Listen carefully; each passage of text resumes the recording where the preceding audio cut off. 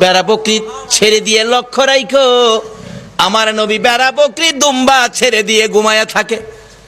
লোকেরা আইসা খবর দেয়, খাদিজা গো, এমন রাখাল রাখছো, বেড়া বকরি দুম্বার দিকে খবর নাই, ঘুমায়া থাকে। তাই নাকি? মা খাদিজা একদিন রওনা হলেন, দেখি কি করে ঘুমাই।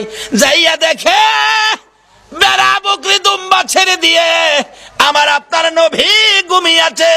বড় বড় অজগর সাপ এসে নবীজির মাথার উপর ফনা ধরে ছায়া দিতেছে।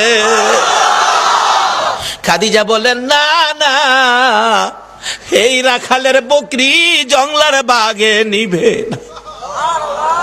খাদিজা বাড়ির দিকে যায় আর ফিরা ফিরা চায়, এটা কেমন রাখাল রে? এই রাখাল তো সাধারণ কোনো মানুষ নয়। খাদিজা চিনে ফেলেছে। বেড়া বকরি দুম্বা নিয়ে বাড়িতে আসতে বলো আমার রাখালকে। আমার নবী দুপুর বেলায় বেড়া বকরি দুম্বা নিয়ে বাড়িতে রওনা হলে খাদিজা বাংলা রুমে বসে বসে দেখে, এটা কেমন রাখাল রে? যে রাখাল রৌদ্রের মধ্যে আসতেছিল, আকাশের মেঘের টুকরা এসে রাখালের উপর ছায়া দেয়। খাদিজা বলেন, মাবুদ, মাবুদ রে, এটা কেমন রাখাল আমার বাড়িতে?